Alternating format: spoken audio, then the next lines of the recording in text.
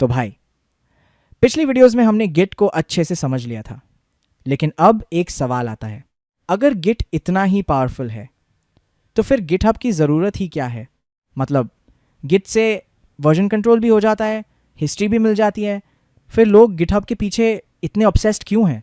और अगर गिटहब ना हो तो डेवलपर्स का सीन कैसा होगा? देखो, आजकल तो हर दूसरे दिन किसी ना किसी चीज़ का प्रोटेस्ट चल रहा होता है, लेकिन डेवलपर्स अगर गिटहब के बिना काम करें तो सबसे बड़ा प्रोटेस्ट शायद वो ही कर दे। क्योंकि गिटहब सिर्फ कोड अपलोड करने की वेबसाइट नहीं है, इसके पीछे पूरा कोलैबोरेशन, बैकअप और प्रोजेक्ट मैनेजमेंट का गेम चलता है। तो आज की वीडियो में हम समझेंगे कि गिटहब आखिर है क्या, ये काम कैसे करता है, गिट से कितना अलग है, और आखिर पूरी दुनिया की कंपनीज इसी को क्यों यूज करती हैं।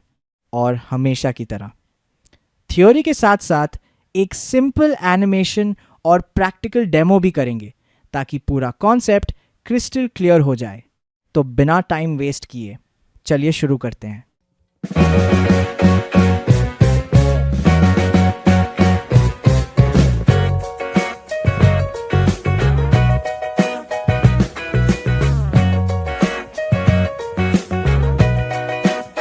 सबसे पहले ये समझते हैं कि आखिर गिटहब है क्या।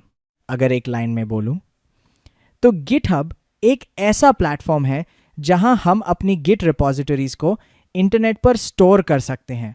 अब यहां एक चीज नोटिस करना, मैंने ये नहीं कहा कि गिटहब हमारे कोड को स्टोर करता है, मैंने कहा कि गिटहब हमारी गिट रिपॉजिटरीज को स्टोर करता है। ये दोनों बातें सुनने में सेम लगती हैं, लेकिन दोनों में काफ़ी बड़ा डिफरेंस है।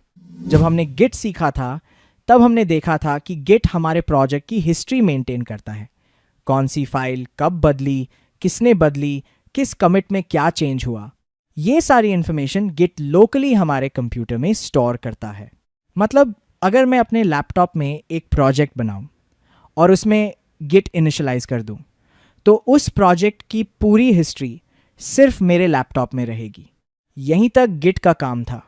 लेकिन अब सोचो, अगर मेरा लैपटॉप खराब हो जाए, या मुझे उसी प्रोजेक्ट पर ऑफिस के कंप्यूटर से काम करना हो, या मेरा दोस्त भी उसी प्रोजेक्ट पर काम करना चाहता हो, तो क्या होगा?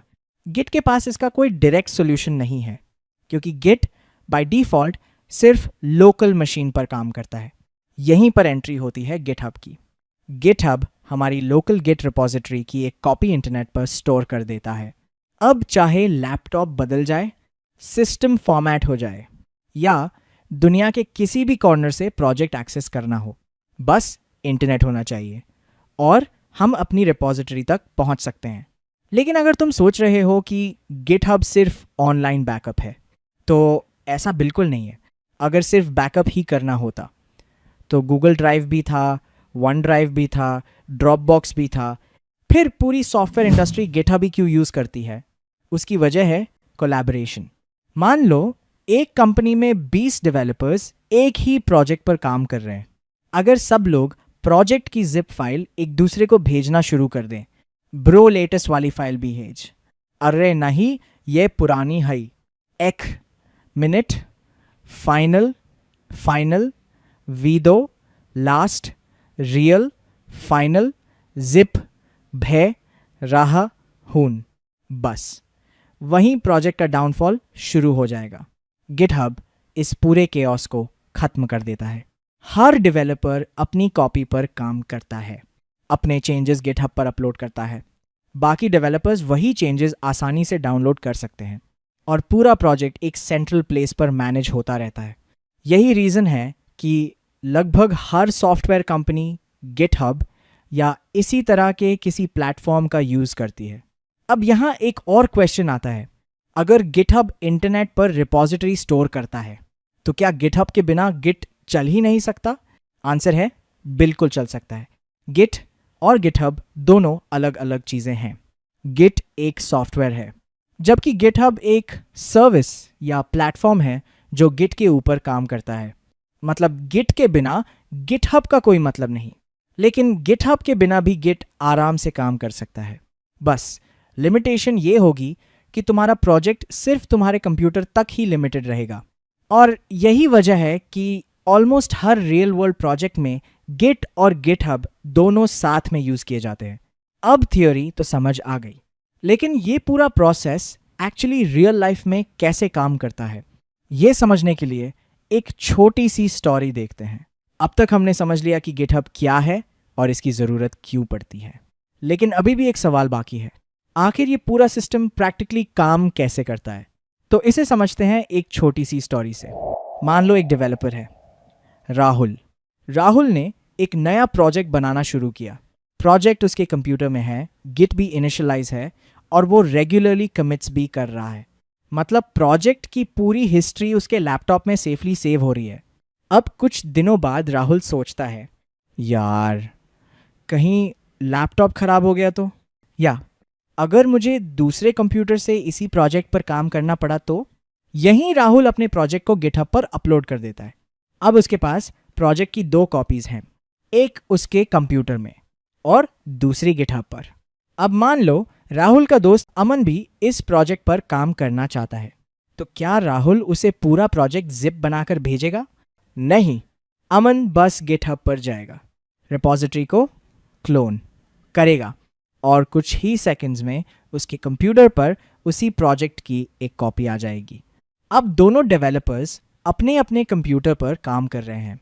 राहुल ने कुछ चेंजेस किए, कमिट किया और फिर उन चेंजेस को गिटहब पर पुश कर दिया। अब गिटहब वाली रिपॉजिटरी अपडेट हो गई, लेकिन अमन के कंप्यूटर पर अभी भी पुराना वर्जन है। तो अमन क्या करेगा? वो गिटहब से लेटेस्ट चेंजेस पुल कर लेगा। बस अब उसके प्रोजेक्ट में भी वही लेटेस्ट चेंजेस आ जाएंगे जो राहुल ने किए थे। इसी तरह अगर अमन कोई नया फीचर बनाता है तो वो भी अपने चेंजेस गिटहब पर पुश करेगा और राहुल बाद में उन्हें पुल कर लेगा। यानी गिटहब दोनों डेवलपर्स के बीच एक कॉमन मीटिंग पॉइंट की तरह काम करता है। हर डेवलपर अपने कंप्यूटर पर काम करता है और जब चेंजेस शेयर करने होते हैं तो गिटहब उनका ब्रिज बन जाता है। इसलिए गिटहब को सिर्फ ऑनलाइन स्टोरेज कहना सही नहीं होगा। ये एक ऐसी जगह है जहां पूरा प्रोजेक्ट सिंक्रोनाइज होता रहता है।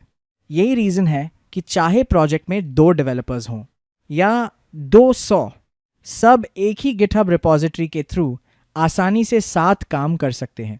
अब स्टोरी से हमें पूरा फ्लो समझ आ गया है, तो चलिए अब प्रैक्टिकली देखते हैं कि अपने लोकल गिट प्रोजेक्ट को गिटहब से कनेक्ट कैसे करते हैं और कौन कौन से कमांड्स इसके लिए यूज होते। अब तक हमने पूरा कॉन्सेप्ट समझ लिया, अब बारी है इसे प्रैक्टिकली करने की।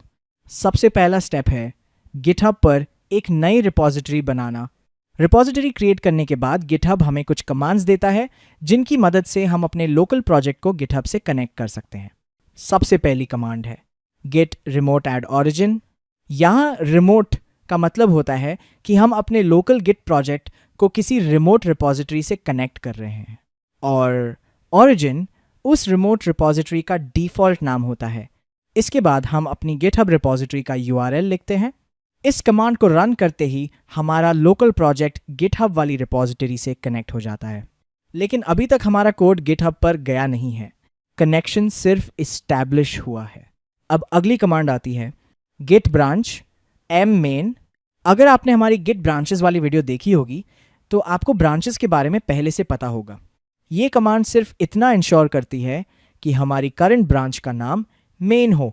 कई बार ब्रांच पहले से मेन होती है और कई बार नहीं, इसलिए गिटहब यही कमांड सजेस्ट करता है। अब आती है सबसे important command git push u origin main। यही वो कमांड है जो पहली बार हमारे कमिट्स को गिटहब पर अपलोड करती है। मतलब जो भी कमिट्स अभी तक सिर्फ हमारे कंप्यूटर में थे, अब वो गिटहब रिपॉजिटरी में भी पहुंच जाते हैं। और अगर हम गिटहब खोलकर देखें तो दिखाई देने लगेगा। यानी अब प्रोजेक्ट सिर्फ हमारे लैपटॉप तक लिमिटेड नहीं रहा, बल्कि इंटरनेट पर भी सेफली अवेलेबल है। अब मान लो कुछ समय बाद आपने अपने प्रोजेक्ट में और चेंजेस किए, नई फाइल्स बनाई, कुछ बग्स फिक्स किए और फिर कमिट भी कर दिया, तो क्या हमें फिर से सारी कमांड्स लिखनी पड़ेंगी? नहीं। अब क्योंकि कनेक्शन पहले से बन चुका है, इसलिए हमें सिर्फ एक कमांड चलानी होती है git push, और हमारे नए कमिट्स भी गिटहब पर अपलोड हो जाते हैं। अब मान लो आपका फ्रेंड इसी प्रोजेक्ट पर काम करना चाहता है। उसे पूरा प्रोजेक्ट मैन्युअली भेजने की ज़रूरत नहीं है। वो सिर्फ एक कमांड रन करेगा, git clone, इसके बाद रिपोजिटरी का URL देगा और कुछ ही सेकंड्स में पूरा प्रोजेक्ट उसकी मशीन पर आ जाएगा। अब दोनों डेवलपर्स प्रोजेक्ट पर काम कर रहे हैं। अगर किसी एक डेवलपर ने गिटहब पर नए चेंजेस अपलोड कर दिए तो दूसरे डेवलपर को उन चेंजेस को अपनी मशीन पर लाने के लिए सिर्फ एक कमांड चलानी होगी, git pull। ये कमांड गिटहब से लेटेस्ट चेंजेस डाउनलोड करके आपके लोकल प्रोजेक्ट को अपडेट कर देती है।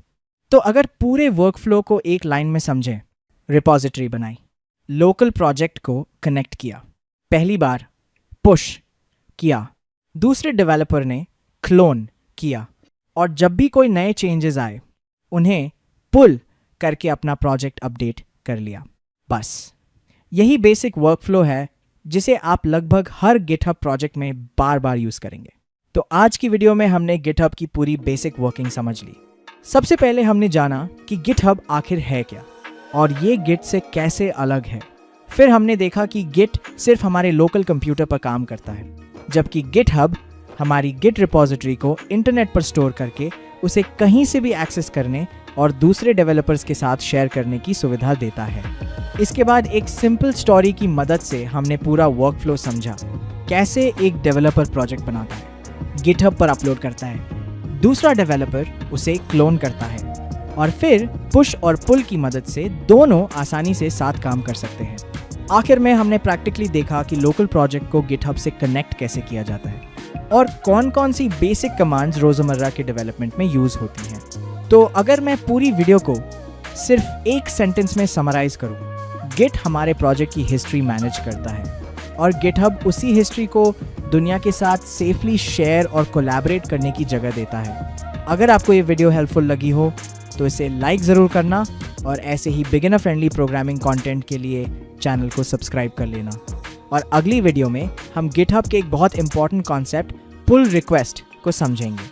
यहीं से शुरू होती है रियल वर्ल्ड कोलैबोरेशन, जहां मल्टीपल डेवलपर्स बिना एक दूसरे का कोड खराब किए एक ही प्रोजेक्ट पर काम करते हैं।